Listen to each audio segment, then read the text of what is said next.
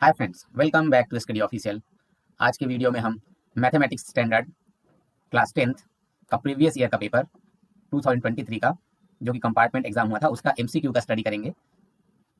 दोस्तों, ऐसे ही हम कुछ पेपर यहाँ पर एमसीक्यू और डिफरेंट क्वेश्चन को लेकर आएंगे और उसको सॉल्व करेंगे।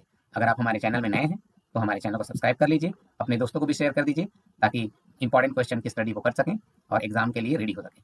ओके दोस्तों, चलिए तो शुरू करते हैं क्वेश्चन के साथ। इसमें बहुत सारे इंस्ट्रक्शन है ना, हिंदी में भी और इंग्लिश में है ना, डुअल लैंग्वेज में है, बाइलिंगुअल में है। तो अब ये आ गया हमारा सेक्शन ए। ठीक है, सेक्शन ए एमसीक्यू। ठीक, फर्स्ट क्वेश्चन देखिए, the values of k for which the equation 4x² plus kx plus 9 = 0 has real and equal roots are. ठीक है, ऑप्शन यहाँ पर गिवन है। ठीक, तो रियल और इक्वल रूट्स के लिए क्या होता है, b², डिस्क्रिमिनेंट जो होता है b² - 4ac वो हो जाता है इक्वल टू 0। ठीक है, ठीक, तो ये डिस्क्रिमिनेंट क्या होता है, 0 हो जाता है। तो b का वैल्यू क्या है, k, ए का वैल्यू 4 और सी का वैल्यू 9। तो हम बी के वैल्यू में k² हो जाएगा यहाँ, और 4 माइनस, और ये सारे जो वैल्यूज हैं वो पॉजिटिव है तो ये निगेटिव ही रहेगा। तो 4 इंटू ए 4 इंटू 9 = 0। ठीक है, यहाँ पर k² है और हम देख रहे हैं कि 4 भी किसी नंबर का स्क्वायर नंबर है। यहाँ पर 4 नंबर और 3 नंबर स्क्वायर नंबर है। डायरेक्टली हम क्या कर देते हैं, इसको ट्रांसपोज कर देते हैं। तो 4 इंटू 9 पॉजिटिव, ये पॉजिटिव हो जाता है क्योंकि ये निगेटिव में था पहले, पॉजिटिव। तो आप इस तरीके से देखेंगे तो 4 इंटू 3 इंटू 3। ठीक, तो हम के का जो स्क्वायर रूट निकलेंगे तो के = स्क्वायर रूट आ जाएगा 4 इंटू 3, और वो प्लस माइनस में, स्क्वायर रूट हमेशा प्लस माइनस में होता है। ठीक है, तो यहाँ 4 3 = 12, तो प्लस माइनस 12, तो ऑप्शन बी इज करेक्ट। ठीक, next question, the distance of the point 4 7 from the x axis is. तो हमारे पास क्या है, यहाँ से 0, ये 0 है, ये एक्स एक्सिस है, ये वाई है। ठीक, कोई भी पॉइंट है 4 and 7। ठीक है, the distance of the point 4 and 7 from the x axis से डिस्टेंस पूछ रहा है। तो 4 and 7 जो है दोनों पॉजिटिव है तो आपके फर्स्ट क्वाड्रेंट में आएगा, इधर कहीं पर आएगा। और डिस्टेंस फ्रॉम एक्स एक्सिस क्या होगा, वाई का कोऑर्डिनेट हो जाएगा। तो वाई का कोऑर्डिनेट आपको 7 दिखाई दे रहा है, तो answer A option is correct, 7 units. ठीक है, तो यहाँ से वाई का जो डिस्टेंस है एक्स से, वही उसका डिस्टेंस हो जाएगा। ठीक है, पॉइंट का डिस्टेंस। ठीक, अब next question, third number, Hindi में भी है इंग्लिश में भी। थर्ड नंबर देखिए, in a family of 2 children the probability of having at least 1 girl is. 1 girl होने के लिए, किसी भी फैमिली में 1 गर्ल होने के 2 चिल्ड्रन है तो कौन कौन से हो सकते हैं, दोनों बॉय हो सकते हैं, बी भी लिख देता हूँ, एक बॉय एक गर्ल हो सकता है। ठीक है, और गर्ल बॉय हो सकता है और गर्ल हो सकते हैं। ठीक है, तो ये कॉम्बिनेशन है हमारे पास। तो टोटल नंबर ऑफ आउटकम्स कितना है, टोटल नंबर ऑफ आउटकम्स कितना हो जा रहा है, 1 2 3 4। तो डिनोमिनेटर में क्या आ जाएगा, 4। और फेवरेबल आउटकम क्या होगा, 1 गर्ल होने के लिए 1 2 3, क्योंकि इसमें तो बॉय बॉय है तो ये तो नहीं होगा। ठीक है, इसमें 1 गर्ल है, इसमें 1 गर्ल है, 2 गर्ल वाले में भी 1 गर्ल एटलीस्ट तो है ही। तो यहाँ पर फेवरेबल आउटकम हो गया 3, तो 3/4, option C is correct. Next question, the condition for which the pair of equation ax + 2y = 7 and 3x + by = 16। ठीक है, रिप्रेजेंट पैरेलल लाइंस। तो पैरेलल लाइंस का फॉर्मूला होता है pair of 2 linear equation in two variable. तो उसमें होता है a1/a2 = b1/b2। ठीक है, और = c1/c2 है तो वो हो जाए इन्फिनिटली मेनी सोल्यूशन, और ये हो जाता है c1/c2 is not equal to, मतलब पैरेलल लाइंस हो जाते हैं। ठीक है, तो हम ये कंडीशन लेंगे पैरेलल लाइंस के लिए, a1/a2 = b1/b2। तो a1 में a है, ए लिख देते हैं फिर। ठीक है, और a2 में 3 है, a2 में 3 यहाँ। ठीक है, तो a/3 हो गया। अब यहाँ पर b1 में 2 है, 2 लिख दिए, और b2 में b है। ठीक, ये 2 है, तो यहाँ से क्या हो जाएगा, इसको हम ट्रांसपोज कर देते हैं, इधर क्रॉस मल्टीप्लाई कर देते हैं, इधर ही क्रॉस मल्टीप्लाई हो जाता है। ठीक है, तो ये हो जाएगा ab, a into B, ab = 3 into 2 6, ab = 6, तो ab = 6, B option is correct. Next fifth number, the zeros of the polynomial 3x² + 11x - 4 are. तो इस इक्वेशन को हमको सबसे पहले क्या करना पड़ेगा, फैक्टराइज करना पड़ेगा और x का वैल्यू निकालना पड़ेगा, तो आ जाएगा। या फिर आप सीधे ऑप्शन से चेक कर सकते हैं। ठीक है, फैक्टराइज करके भी आप फाइंड कर सकते हैं, ऑप्शन से भी चेक कर सकते हैं। तो हम यहाँ पर a में 3 है, ठीक, यहाँ 11 है। ठीक है, तो b² - 4ac करेंगे तो भी हमारा निकल सकता है। ठीक, तो उस तरीके से भी निकाल सकते हैं, उससे हो सकता है लंबा हो जाए, हम ऑप्शन से चेक कर लेते हैं। तो यहाँ पर देखिए 1/2 1/4 है। ठीक, 1/3 1/3 है, तो हम सबसे पहले 1/3 चेक करते हैं, क्योंकि 1/3 यहाँ 3 दिया है, तो यहाँ 3 से 3 कैंसिल हो सकता है, 3 3 9 हो जाएगा, तो कम 3 कैंसिल होगा, और यहाँ पर इन दोनों का सम 4 के इक्वल आता है तो 0 हो जाएगा। तो 0 ऑफ द पॉलिनोमियल हो सकता है, तो हम 1/3 का यूज करते हैं। तो x² लिखा है वहाँ पर 1/3² + 11 इंटू 1/3 इज इक्वल टू -4। तो यहाँ पर देख लेते हैं, यहाँ पर तो 3 और यहाँ पर 1/9 आ जाएगा, 3 इंटू 1/9 प्लस 11/3 हो जाएगा -4, सॉरी ये 11/9 हो जाएगा, है ना, 3 का स्क्वायर यहाँ, ठीक। तो 3 1 इज 3, 3 3 ज़ा, ठीक। तो यहाँ पर 1/3 प्लस 11/3 कितना हो जाएगा, 12/3 -4, ठीक। तो 3 1 इज 3, 3 4 ज़ा, 4 -4 करेंगे 0 आ जाएगा, ठीक। तो 1/3 क्या होगा, 0 होगा। तो 1/3 हमारे डी ऑप्शन में, सी ऑप्शन में। तो डी ऑप्शन में दोनों पॉजिटिव है, और हम यहाँ पर देख रहे हैं कि अगर 4 को यहाँ सिर्फ 4 को रखेंगे तो 4 4 ज़ा 16, 16 3 ज़ा 48 हो जाएगा, ये 48, और प्लस 11 4 ज़ा 44, और इसमें 4 माइनस करेंगे तो 0 नहीं आएगा, 0 के इक्वल नहीं होगा, ठीक। तो हमारा डी ऑप्शन नहीं होगा, हमारा सी ऑप्शन करेक्ट हो जाएगा। अगर हम ट्राई करके भी देख सकते हैं, -4 रख लेते हैं यहाँ पर, -4 4 16, ये 48 हो जाएगा, और यहाँ पर 11 मल्टीप्लाई -4, तो यहाँ जो प्लस कर रहे हैं हम माइनस हो जाएगा, तो -44 और -4, तो यहाँ पर ये 0 के इक्वल है, ठीक। तो ऑप्शन सी इज करेक्ट, ठीक है। नेक्स्ट क्वेश्चन, यहाँ पर cot square theta -1/sin square theta is equal to, option 1 है, 2 है, -2 है, -1।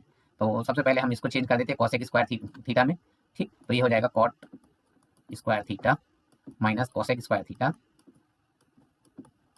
और ये आइडेंटिटी है, आप सभी को मालूम होगा। तो आइडेंटिटी क्या होता है, cot और cosec के लिए आइडेंटिटी क्या हो जाता है, cosec square theta is equal to 1 plus cot square theta, और यहाँ पर हमको क्या मिल रहा है, cot square theta minus cosec square theta. तो हम इसको ट्रांसपोज कर देंगे इधर, और 1 को इधर ट्रांसपोज करना पड़ेगा, तो 1 जो ट्रांसपोज होगा वो -1 हो जाएगा, और उधर हो जाएगा cot square theta minus cosec square theta. तो ऑप्शन हमारा क्या आ जाएगा, -1, D is correct option. Now next question, the coordinates of the point A where A B is the diameter of circle whose centre is 3 -2 and B 7 4। तो ये centre का यहाँ पर कोऑर्डिनेट दिया है, ठीक है, और यहाँ एक पॉइंट का कोऑर्डिनेट दिया है, और ए और बी के बीच, ए और बी क्या है, डायमीटर है, यहाँ डायमीटर है और ये सेंटर है, ठीक। ए और बी, तो डायमीटर है तो मतलब क्या होगा, ए और ओ बी दोनों के बीच का डिस्टेंस इक्वल होगा, मतलब ये मिड पॉइंट हो जाएगा। तो मिड पॉइंट वाला थ्योरम यहाँ से लगा के हम फाइंड कर सकते हैं। तो हम क्या करेंगे, ए का वैल्यू एक्स और वाई रहेगा, क्योंकि यहाँ पर ए का वैल्यू निकालना है आपको, ठीक, एक्स और वाई। तो हम क्या करेंगे, एक्स प्लस और 7 क्या होगा, बी का एक्स का value upon 2 is equal to क्या होगा, 3। तो ये हो जाएगा यहाँ 3 2 ज़ा 6, और 7 जब उधर ट्रांसपोज हो जाएगा तो क्या आ जाएगा, X is equal to 6 - 7 is equal to -1। तो -1 वाला आंसर बी और ए में है। अब बी और ए कंपटीशन होगा, अब देखते हैं हम दूसरा कौन जीता है, ए ऑप्शन जीतता है कि बी ऑप्शन जीतता है ना। तो यहाँ पर इसके लिए देख लेते हैं हम, यहाँ पर y plus 4/2 is equal to -2, ठीक है। तो -2 -4 हो जाएगा, और ये ट्रांसफर होकर क्या हो जाएगा, -4 हो जाएगा, मतलब -8 आ जाएगा, ठीक है। आप सॉल्व करके भी देख सकते हो, y इज इक्वल टू ये और ये मल्टीप्लाई हो गया -4, और इसका ट्रांसपोज हो रहा है तो -4, तो कितना हो रहा है, -8, ठीक। तो option A is correct, option A क्या हो जाएगा, करेक्ट हो जाएगा, ठीक। Next question, 8th number question, if x 2x + 9 and 4x + 3 are 3 consecutive of terms of an AP, ठीक है, एपी का या 3 कंसेक्यूटिव टर्म है, तो x का वैल्यू फाइंड करना है आपको, then find the value of x, ठीक है। तो हम हर ऑप्शन से चेक करके देख सकते हैं, 3 को जब चेक करते हैं तो यहाँ पर 3 हो जाएगा, है ना, 2x 3 2 ज़ा 6, 6 और प्लस 9 15 हो जाएगा, ठीक, और 4 3 ज़ा 12, 12 और 3 15 हो जाएगा। तो यहाँ पर तो ये कोई एपी नहीं बन रहा है, तो ये कैंसिल हो गया। 10 को चेक कर लीजिए, ये 10 हो गया, और 10 2 ज़ा 20 और 29 हो गया, ठीक है, इनके बीच में 19 का डिफरेंस है, और 10 4 40 है, 43 हो गया। तो 19 का डिफरेंस है, तो यहाँ पर 19 ऐड करेंगे, 43 आएगा नहीं, तो ऑप्शन 10 भी कैंसिल हो गया। 13 के लिए देखते हैं, x 13 हो जाएगा, 2x + 9 का 13 2 ज़ा 26, 26 एंड 9 हो जाएगा कितना, 35, और यहाँ पर 13 4 ज़ा कितना होता है, 52, 52 और 55। तो आप ये भी देख लीजिए, इनके बीच का डिफरेंस और इनके बीच का डिफरेंस तो 20 हो रहा है, इनके बीच का डिफरेंस कितना हो जा रहा है, 22 हो रहा है। तो ये भी एपी में x का वैल्यू ये भी नहीं आएगा, तो ऑप्शन डी इज करेक्ट। आप चेक करने के लिए कर भी सकते हैं। पहला नंबर हो जाएगा 15, सेकंड नंबर हो जाएगा 15 2 ज़ा 30 और 9 39, ठीक, और 15 4 ज़ा 60 और ये 63। आप देख लीजिए इसमें कितना 24 का डिफरेंस है, यहाँ से 24 आप ऐड करके देख लीजिए, यहाँ से 24 ऐड करेंगे 39 आएगा, इसमें 24 ऐड करेंगे तो 63 आएगा। तो option D is correct. Next question, 9th number, the height of a tower is 20 metre, the length of its shadow made on the level ground when the sun's altitude is 60 degree. तो क्या हो रहा है जी, height of the tower कितना है, 20 metre है, ठीक, और उसका शैडो ऐसे बन रहा है, ठीक है, और सन्स का एल्टीट्यूड जो बन रहा है ग्राउंड से वो बन रहा है इस तरीके से, है ना। तो यहाँ 60 डिग्री है, 60 डिग्री, तो आपको शैडो निकालना है। सपोज शैडो को मैं एक्स ले लेता हूँ, ठीक। तो क्या हो जाएगा, 1060 is equal to 1060 degree is equal to हो जाएगा 20/x perpendicular upon base 20/x हो गया, और ये √3 हो जाता है इजिकल टू 20/x। तो x को ट्रांसपोज करेंगे तो वैल्यू आ जाएगा x का 20/√3, ठीक है। न्यूमरेटर में है तो डिनोमिनेटर में चला जाएगा, 20/√3 मीटर। तो A option is correct. Number 10, in the given figure DE parallel to BC, ये DE पैरेलल टू BC है and all measurements are given in centimetres, the length of AE। तो AE लेंथ निकालना है, बहुत आसान है। देखिए ये दोनों पैरेलल है, तो पैरेलल है तो क्या होता है, BPT क्या होता है, AD upon DB is equal to AE upon EC। तो AD अपॉन DB करते हैं 3/4 is equal to AE upon EC करते हैं, AE को मान लो मैं x लिख देता हूँ, x लिख दिया और ये 3। तो x का क्या वैल्यू आ जाएगा, ये ट्रांसपोज कर दो उधर बस। तो x का वैल्यू आ गया क्या, 3 3 9 9/4, और 9/4 को डिवाइड करने डेसिमल में ऑप्शन दिया इसलिए 4 2 8, तो 1 बच गया, डेसिमल करेंगे 10 हो जाएगा, 4 2 8, फिर 10 में 8 फिर माइनस कर देंगे 2 आ जाएगा, 4 5 20, 2.25 centimetre. Option B is correct. 11 number question, a vertical pole 10 meter long casts a shadow of length 5 meter on the ground. At the same time, a tower casts a shadow of length 12.5 meter on the ground. The height of the tower is, है ना। तो यहाँ पर क्या बोल रहा है कि एक पोल है 10 मीटर और वो शेडो 5 मीटर यहाँ पर कास्ट करता है, मतलब ये 5 मीटर हो गया और ये 10 हो गया, ठीक। अब बोल रहा है कि at the same time a tower cast a shadow of length इतना, सेम टाइम। तो या तो इसी फिगर के साथ आप आगे बढ़ा दो या फिर अलग बना दो। सेम टाइम क्या होगा, ये यहाँ पर टावर है, टावर कितना कास्ट करता है 12.5, ठीक। और इसको ऐसे बना देते हैं, ठीक। अब यहाँ पर दो ट्राइंगल बन गए हैं, है ना। अब आपको क्या निकालना है कि हाइट ऑफ द टावर, ये टावर का हाइट निकालना है। मान लो x में ले लेता हूँ, तो अगर आप देखेंगे कि सेम टाइम आप ले रहे हैं तो जो सन का एल्टीट्यूड है वहाँ एंगल जो बनेगा वो सेम बनेगा। ये मान लो मैं थीटा ले लेता हूँ तो ये भी थीटा ही बनेगा, दोनों का एंगल इक्वल होगा, ठीक है। दोनों का एंगल इक्वल होगा, अगर 30 डिग्री है 30 डिग्री होगा, 60 डिग्री है 60 डिग्री होगा। तो यहाँ पर टेन थीटा हम फाइंड करेंगे फर्स्ट फिगर में, फिगर ए और फिगर बी में। टेन थीटा दोनों में हम फाइंड कर लेते हैं, tan theta is equal to, figure A के लिए टेन थीटा क्या हो जाएगा 10/5 हो जाएगा, और फिगर बी के लिए टेन थीटा क्या हो जाएगा x/12.5 हो जाएगा, ठीक है। तो दोनों इक्वल होंगे तो हमको इसको लेके x निकाल लेना है, ठीक है। आप इसको सिमिलर ट्राइंगल का से भी आप कर सकते हैं और साथ में आप ट्रिग्नोमेट्री से भी कर सकते हैं, एप्लीकेशन ऑफ ट्रिग्नोमेट्री से। तो यहाँ पर x हमको फाइंड करना है, तो 12 का क्या हो जाएगा, ट्रांसपोज हो जाएगा इस साइड, तो हो जाएगा क्या 10 × 12.5 अपॉन 5। तो यहाँ पर 5 1 इज 5, 5 2 = 10, और 12.5 मल्टीप्लाई 2 कितना हो जाएगा 25 हो जाएगा। तो 25 metre is correct option C, ठीक। Now next question 12 number, using empirical relationship the mode of distribution whose mean is 7.2 and the median is 7.1 is, ठीक है। तो यहाँ पर 4 ऑप्शन दिए, तो हमको मॉड मीडियन एंड मीन का जो रिलेशनशिप का फॉर्मूला है वो लगाना है। तो ये फॉर्मूला से एक ना एक क्वेश्चन डेफिनेटली आता है, तो आप इस फॉर्मूला को याद रखिए और कैसे बनता है उसको भी समझिए, है ना। डेफिनेटली 1 मार्क का आपका MCQ आएगा ही आएगा इस क्वेश्चन से। तो आप याद रखेंगे मॉड, 1 मॉड के लिए एमओ लिख देता हूँ, 1 मॉड प्लस 2 मीन एम लिख देता हूँ एंड 3 मीडियन। ये फॉर्मूला को आप याद रखेंगे तो बहुत आसानी से बन जाएगा, ठीक है। 1 मॉड मतलब ऑड नंबर से रिलेटेड है, इसलिए 1 इज फर्स्ट ऑड नंबर, तो मॉड के लिए ऑड 1 रहता है। और मीन में हम 2 डिवाइड करते हैं, इसलिए 2 नंबर के मीन में क्या हो जाता है 2 डिवाइड करते हैं, इसलिए यहाँ पर 2 मल्टीप्लाई हो रहा है मीन में, समझिए, है ना। अगर इस फॉर्मूला को याद रखना है तो ये ऐसा ट्रिक याद रखिए कि मीन के साथ 2 मल्टीप्लाई होता है, क्योंकि मीन 2 नंबर के मीन में हम 2 उसमें डिवाइड करते हैं ऐड करके, है ना। तो इस तरीके से मीन है, और मीडियन होता है जो बचता है वो, और 1 + 2 = 3, तो ये ध्यान रखिए 1 + 2 = 3, और बचेगा क्या मीडियन बचा है तो मीडियन हो जाएगा 3 मीडियन, ठीक है।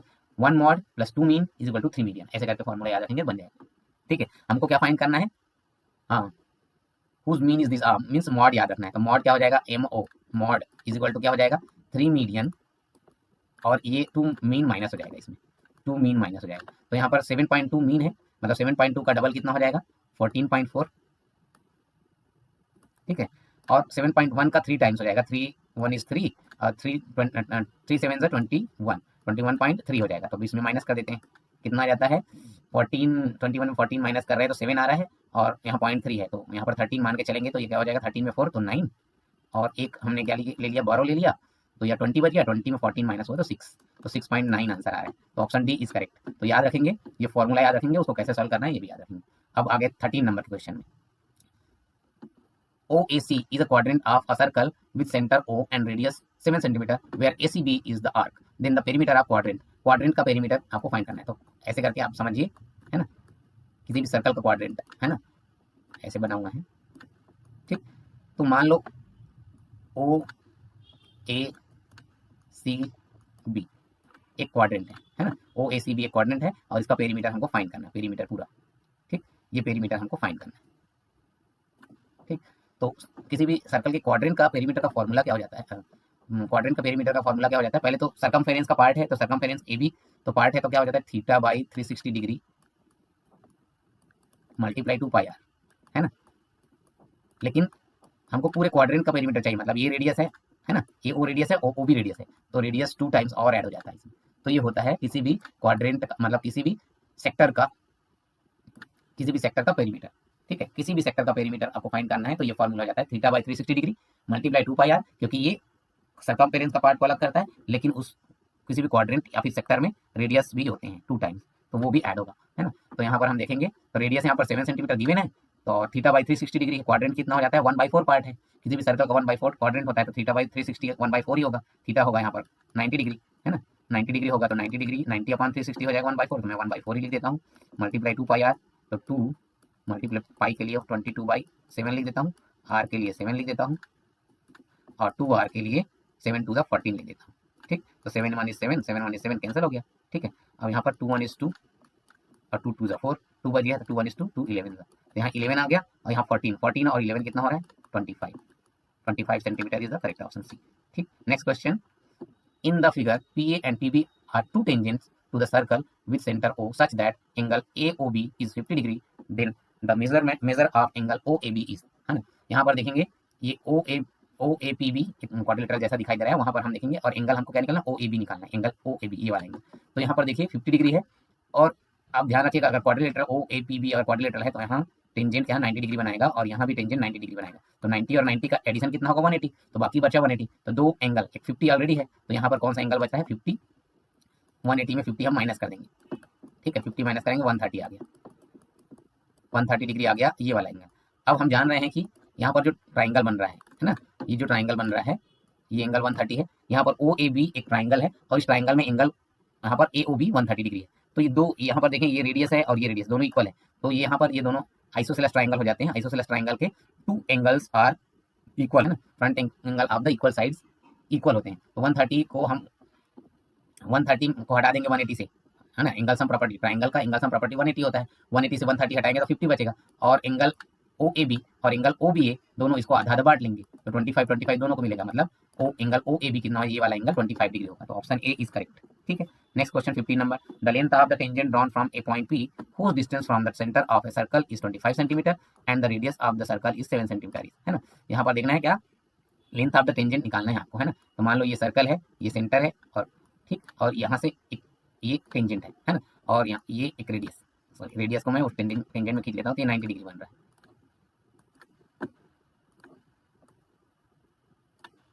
मैं ऐसे बना देता हूँ, ये 90 डिग्री बन रहा है, यहाँ एक 90 डिग्री बन रहा है, तो एक 90 डिग्री का ट्राइंगल हो गया ओ। ठीक है, यहाँ पर एक पी एक पॉइंट है और यहाँ पर ए एक पॉइंट, ठीक है, तो 90 डिग्री ये 7 है, ठीक, और सेंटर से उस पी का डिस्टेंस कितना है 25 सेंटीमीटर, ठीक।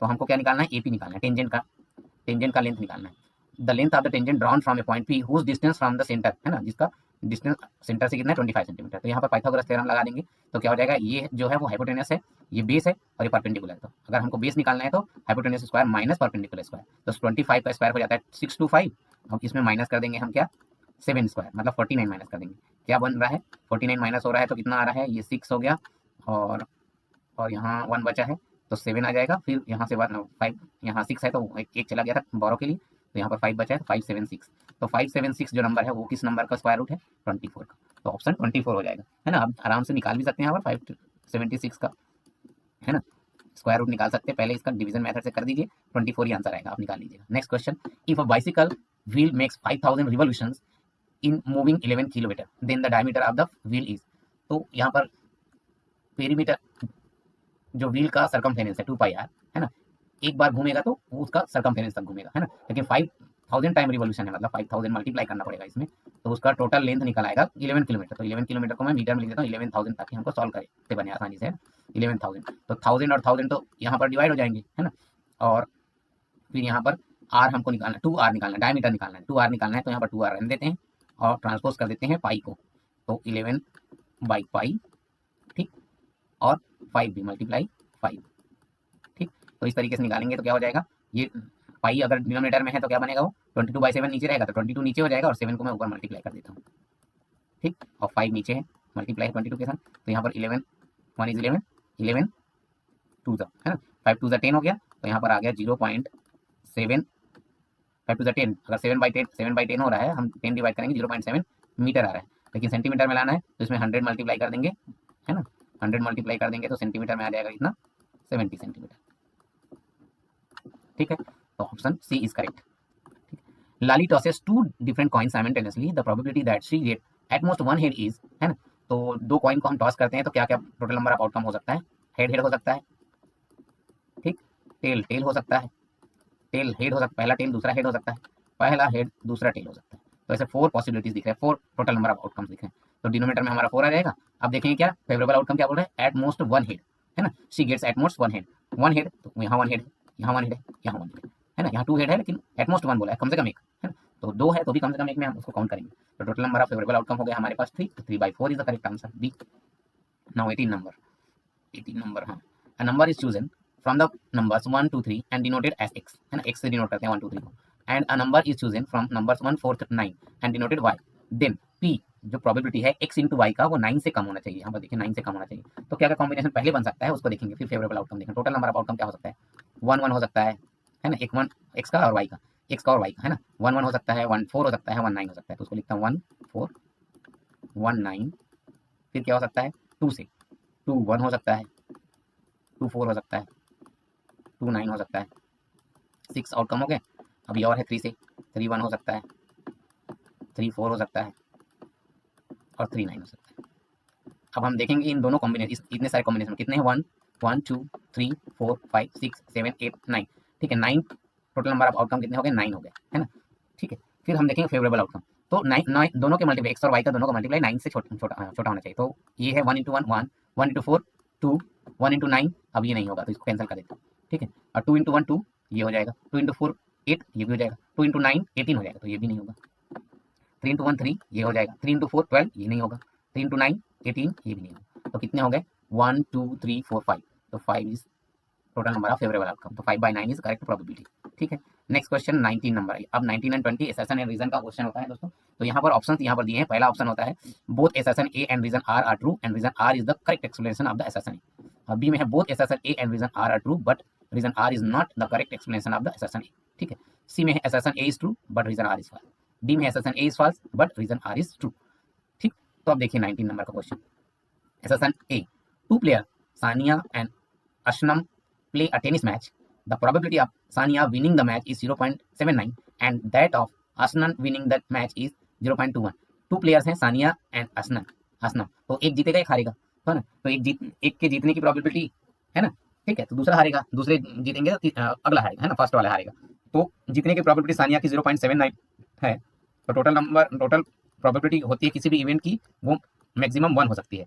तो अगर दोनों का एडिशन अगर 1 है तो करेक्ट है ना, 9 और 1 10 और 7 to 9 और 10 मतलब 1.0 आ रहा है इसका दोनों का एडिशन, तो ये करेक्ट है ना। किसी भी इवेंट की प्रोबेबिलिटी मैक्सिमम प्रोबेबिलिटी 1 होती है ना, और मिनिमम प्रोबेबिलिटी है ना, स्मॉलेस्ट प्रोबेबिलिटी 0 होती है। ठीक है, लेकिन टोटल प्रोबेबिलिटी वहां पर 1 ही होगी, है ना, टोटल मैक्सिमम प्रोबेबिलिटी 1 होती है। ठीक, विनिंग का और लूजिंग का दोनों का हम मिला देंगे तो प्रोबेबिलिटी 1 होगी। तो दोनों की विनिंग का, एक का विनिंग का दूसरा लूज करेगा, दूसरा विनिंग करेगा तो पहला लूज करेगा, है ना, तो दोनों के विनिंग का जो प्रोबेबिलिटी ऐड करेंगे 1 के इक्वल आ रहा है, मतलब ये एसेसन ए इज करेक्ट। अब रीजन को देख लीजिए, the sum of probabilities of two complementary event is 1, है ना, the sum of probabilities of two complementary events is 1, yes correct. तो यहाँ पर ऑप्शन ए आ जाएगा, है ना, assertion A and reason R are true and reason R is the correct explanation of assertion A. ठीक, option A is correct. 20 number question, assertion A, a fair die is thrown once, the probability of getting a prime number is 1/2.